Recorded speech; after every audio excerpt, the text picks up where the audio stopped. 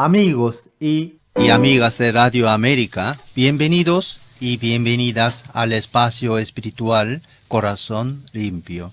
Ayer meditamos sobre los capítulos del 12 al 28 del libro de Génesis y nos encontramos con algunas grandes figuras patriarcales, tales como Abraham, Isaac y Jacob.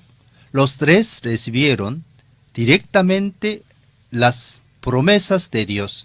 También le prometió a Isaac y Jacob las bendiciones que Dios le dio a Abraham.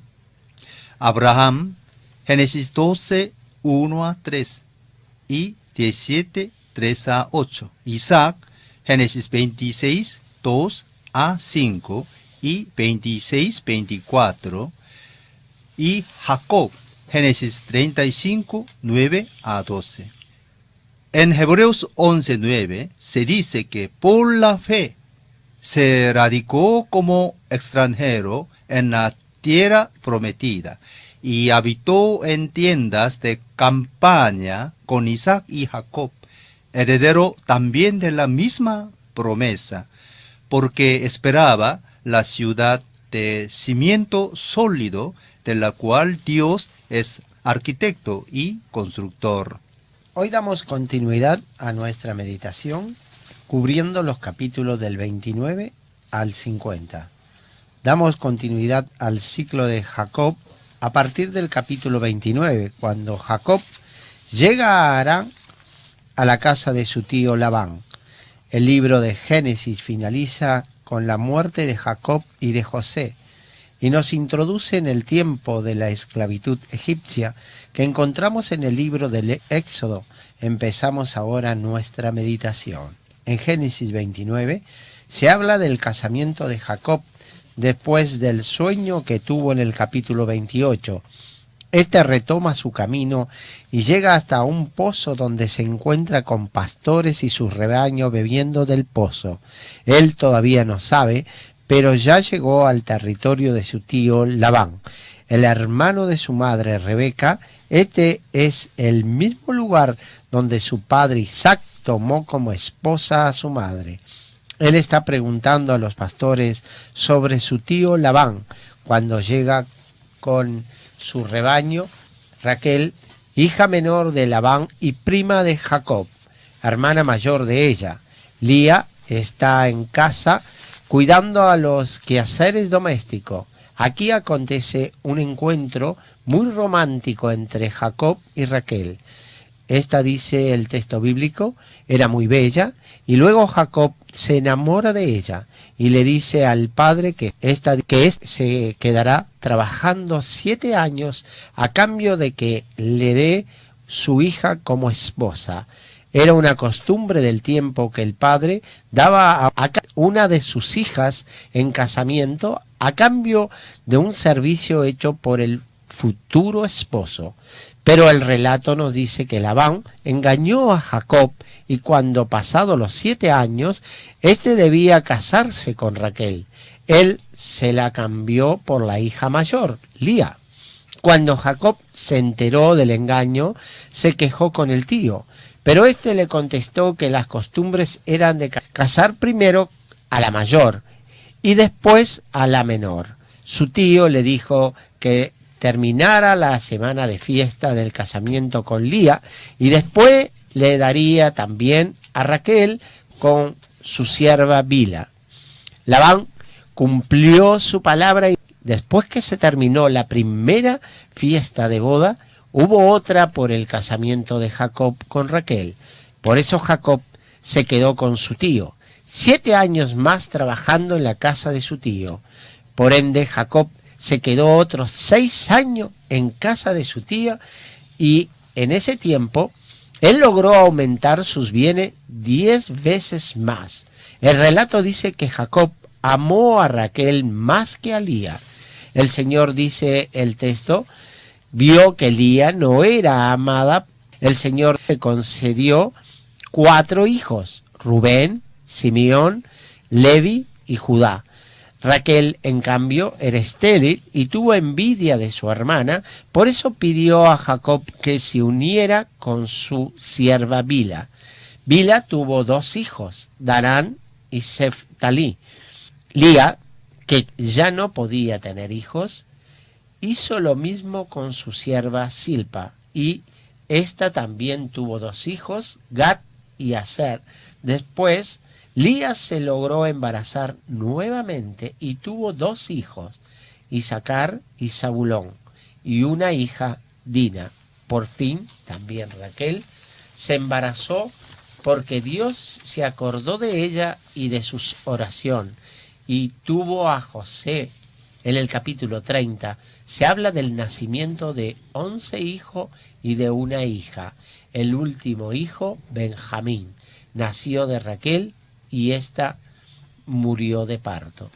Jacob, que había acumulado muchos bienes con la bendición de Dios, decidió volver a su tierra, pero su tío y suegro no quería perder sus favores, porque Jacob con su trabajo aumentó grandemente también la riqueza de Labán. El relato nos dice que hubo una gran negociación y que Jacob se quedó 6 años más con su tío y que por su habilidad logró formar para sí un rebaño muy numerosos. Él llegó a la casa de su tío sin nada y huyendo de su hermano. Ahora ya había acumulado muchas riquezas, 11 hijos y una hija. Lo que a nuestros ojos parece como dificultad, a los ojos de Dios es una oportunidad. Y es solo perseverando que vamos a descubrir cómo Dios actúa en nuestra vida. Después de quedarse alrededor de 20 años con Labán, él salió de ahí. En realidad la salida fue una fuga porque la riqueza que él había acumulado provocó la enemistad de los hijos de Labán. Pero Dios estaba con Jacob y le exhortó para que volviera a su país, prometiéndole ayuda y protección. Raquel, antes de salir, le lobó a su padre los ídolos familiares que eran usados para hacer adivinaciones y saber qué decisiones se debían tomar. Estos dioses se quedan por derecho con el hijo primogénito. Por eso Labán perseguirá a Jacob. Cuando se encuentran en Galaad, el suegro no logrará encontrar sus ídolos y los dos llegaron a hacer un pacto de pacificación. En Génesis 31:24 leemos que Dios advirtió a Labán de tener cuidado en amenazar a Jacob. Por esta causa, ellos hicieron un pacto entre ellos, primero para que Jacob no afligiera a sus hijas y no tomara otra mujer, y después para que no volviera a la tierra de su suegro, y éste a su vez no iría a la tierra de su sobrino yerno. En el capítulo se narra también de la lucha de Jacob con el Señor y de su transformación. Jacob vuelve a su tierra natal, pero no está en paz porque se fue de ella huyendo de la ira de su hermano Esaú. Por eso es que Jacob ora a Dios para que lo ayude. Génesis 32, 9 a 12. Además, envía embajadas con regalos para intentar hallar paz con el hermano Esaú.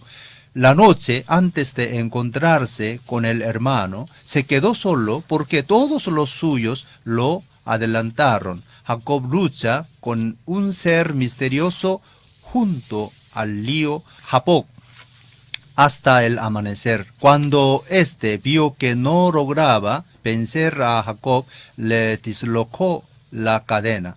Pese a eso, Jacob no le soltó y le pidió que lo bendijera. Y éste lo bendijo y le cambió el nombre de Jacob a Israel, porque luchó con Dios y con los hombres y venció. El cambio de nombre indica una nueva manera de ser. En este episodio vemos la gran importancia dada a la oración. Ella es un encuentro con Dios. A veces muy difícil porque el diálogo con Dios en la oración es un lugar de transformación personal. En la oración muchas veces pedimos a Dios que nos libere del miedo, de la angustia, como hizo Jacob, que le tenía miedo a su hermano. Pero para que Dios nos atienda, debemos reconocer nuestra pequeñez y fragilidad y confiar en su presencia y ayuda. Jacob por fin encuentra al temido hermano, pero pese a todos sus miedos, este se demostró muy acogedor. Jacob, su parte, se adelantó a toda familia, inclinándose hasta el suelo 7 veces mientras se iba acercando a su hermano. Pero Esaú corrió a su encuentro y, echándole los brazos al cuello, lo abrazó y lo besó. Entonces los dos se pusieron a llorar. Rindo encuentro de reconciliación familiar que nos hace meditar para que nosotros también vayamos más allá de contenidas y divisiones que nacen de diferencias personales o de contiendas sobre bienes y herencias. Vivir en paz y reconciliados vale mucho más que bienes y honores. Después del encuentro, Esaú regresó a Seir y Jacob fue a Sucot, y desde ahí llegó sano y salvo hasta Siquem, donde compró un pedazo de tierra a los hijos de Hamor, el padre de Siquem, e instaló allí su carpa. También construyó un altar para agradecer a Dios por su ayuda y protección. Pero en Siquem ocurren algunas cosas que obligarán a Jacob a dejar este lugar y volver para Betel. Siquem, hijo de Hamor, se apasiona por Dina, hija de Elía, y Jacob le hace violencia. Como la ama mucho, pide a su padre para que hable con Jacob, para que éste se le dé como esposa. Pero Simeón y Levi, enterados del asunto, vengan a la hermana matando a todos los hijos hombres en Siquem. Jacob, que teme la venganza del clan de estos, deja a Siquem para volver a Betel. Génesis capítulo 35 del 1 al 15. Jacob organiza una ceremonia antes de salir donde pide a los suyos que le entreguen todos los ídolos extranjeros y lo entierra debajo de una encima. Cuando llega a Betel, donde erigió una estela, después del episodio de la escalera, Jacob hará otra ceremonia. Aquí erigirá un altar al Dios que lo protegió y llamará a este lugar el Betel. Aquí Dios le aparece y le hace la misma promesa que hizo a Abraham. Una vez más asistimos al cambio del nombre. Jacob será de ahora en adelante Israel. 2 hechos dolorosos acompañan la renovación de la promesa. El primero es la muerte de Raquel como consecuencia del parto. Génesis 35, 16-20. Raquel tuvo a Benjamín y lo llamó hijo de mi dolor, y Jacob le cambiará el nombre para hijo de mi mano derecha. En la Biblia, solo Raquel y la descendencia nuera de Elí, esposa de Finén, primera de Samuel 4, 19 al 21, muere del parto. La muerte de Raquel será recordada en otros escritos bíblicos. Raquel fue sepultada en el camino hacia Efratá y Jacob erigió una estela sobre su tumba. El segundo episodio es el incesto de Rubén, que se acostó con Bila, concubina de su padre. Por ese pecado, él perdió su primogenitura. Simón y Levi, por querer vengar a su hermana Dina, que había sido violada por Siquén, lastimaron mucho a Jacob. Él amaba a José, pero por la fe bendijo a Judá para que éste fuera el primogénito. Y será de la tribu de Judá que surgirá el rey David, de cuya descendencia nacerá Jesús. En el ciclo de José 37, del 2 al 50, y muerte de José del 50 al 26. Los sueños de José, el odio de los hermanos. José vendió a los egipcios 37. Judá y Tamar 38. Los primeros dos hijos de Judá murieron. Judá no le dio el tercer hijo a Tamar y la envió a casa de la familia de esta. Ella fingió ser una prostituta y logró quedar embarazada de Judá. Judá, cuando se enteró del engaño, quería matar a Tamar, pero después reconoció su error. Mató a los gemelos, Fares y Zara, que ella dio a luz. Pese a que nunca más volvió a unirse con ella, Fares fue antepasado de Jesús. José y la esposa de Potifar. José es encarcelado en el 39. José, gobernador de Egipto, 40-41. Los hermanos van a Egipto para comprar alimentos. Encuentro de los hermanos. José se da a conocer en el 42 al 45. Jacob y su familia viaja a Egipto y allí se establece del 46 al 47. Las bendiciones de Jacob para sus hijos. La profecía de Jacob sobre las 12 tribus, 48 al 49. Muerte de Jacob y de José, 50. Los cuentos de eventos importantes en la vida de José. En 37.2 se dice que esta es la historia de la familia de Jacob, pero luego se habla de la historia de José, porque la historia de José está en Jacob. En 37.3 se dice que Israel amaba a José más que a sus otros hijos, porque le había tenido en su vejez de Raquel, su segunda mujer. José desde niño era amado por su padre Jacob, y éste le hizo una túnica de diversos colores. Los hermanos le odiaban porque era de otra mujer y por la preferencia que el padre le daba. Él tuvo un sueño donde iba a ser jefe de sus hermanos y se lo contó a su padre y a sus hermanos, y estos lo odiaron más aún. Su padre meditaba en esto. José también denunciaba a su padre algunas cosas malas que los hermanos habían hecho. Por eso era odiado por ellos, porque él se veía superior a los demás y como jefe de sus hermanos. José pastoreaba el rebaño junto con los hermanos.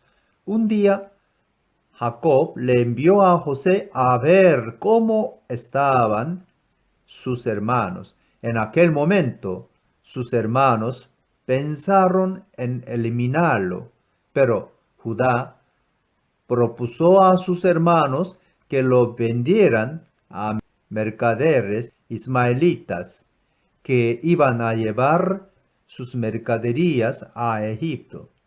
Y así hicieron. Después llevaron su prenda de ropa sucia de sangre como una túnica de diversos colores al padre, diciéndole que habían sido víctima de una fiera. Jacob, el engañador, es una vez más engañado.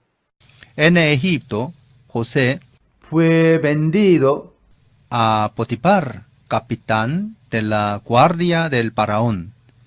En esta dificultad, pero José confiaba en Dios y siempre caminaba con él. Potifar apreció mucho a José y lo hizo mayordomo de toda su casa. A la mujer de Potifar le gustó José y quería acostarse con él, y con éste no quería fallarle a su patrón.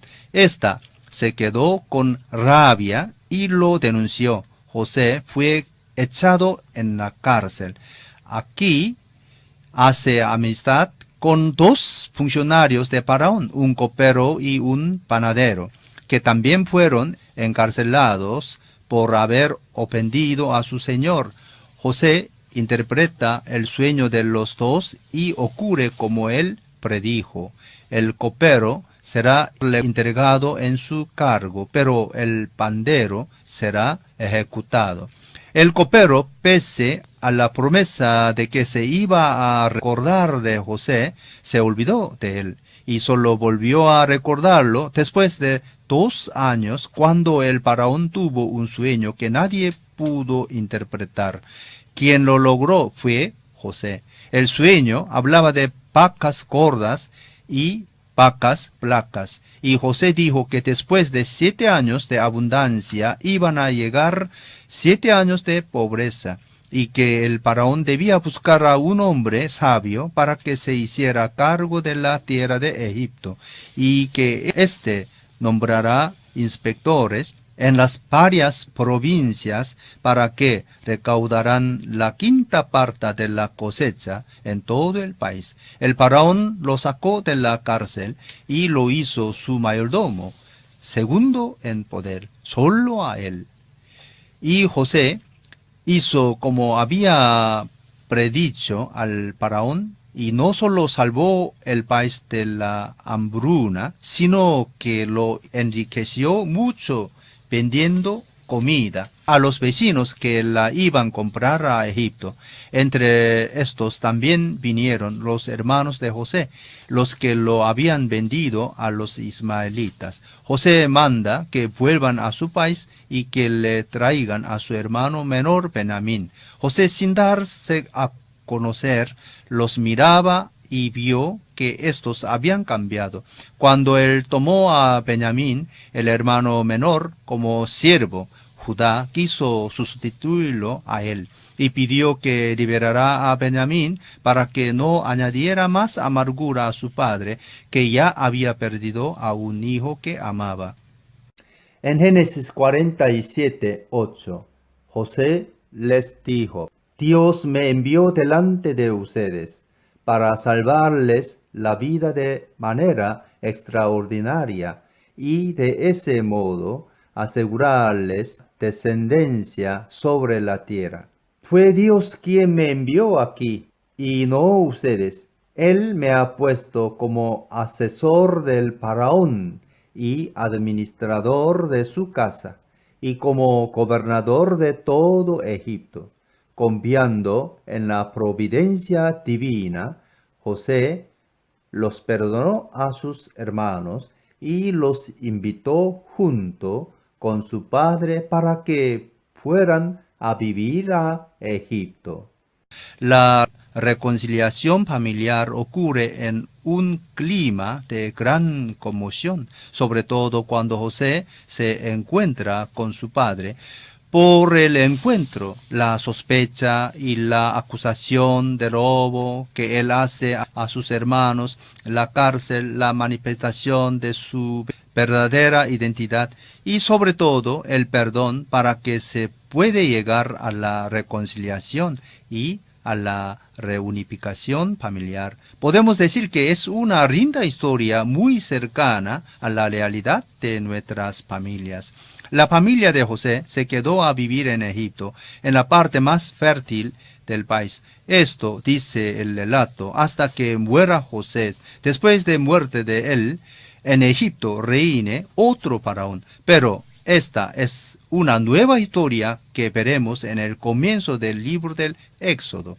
En el relato de José, Dios actúa silenciosamente y solo interviene en momentos específicos, pero se da mucho espacio a los sentimientos humanos, la envidia y el odio de los hermanos, el amor de su padre Jacob, su generosidad, honestidad y rectitud. José es un ejemplo de hombre sabio. En la Biblia, el hombre sabio es aquel que adquiere la sabiduría superando las pruebas de la vida. Él no se queja por las injusticias que debe enfrentar, sino que reacciona de manera positiva. Él nos enseña que en todas las circunstancias de la vida, lo mejor es dejarse guiar por Dios. En cuanto a sus sueños, ellos son comunicaciones divinas, predicciones de acontecimientos futuros, profecías y revelaciones. Ya a los 17 años, él soñó con que sus hermanos iban a inclinarse delante de él, y así ocurrió. Pero esto no fue por un anhelo personal, sino que fue una elección de Dios para que José pudiera salvar a su familia y a su pueblo Israel. Finalizando esta parte sobre las patriarcas, debemos decir que lo que más interesa a los autores bíblicos no es narrarnos acontecimientos históricos, sino comunicarnos el misterio de Dios, que salvará a todo humano usando pueblo judío, que se hace presente en la fe de todos hombres y mujeres, para que podamos entender de qué manera Dios actúa en la historia humana y cómo se hace parte de los acontecimientos humanos, y con eso alimentar la fe de todas las generaciones de creyentes y que hacen de la palabra de Dios su guía de ruta. Amigos y amigas, llegamos al final de este interesante viaje en la historia de los patriarcas.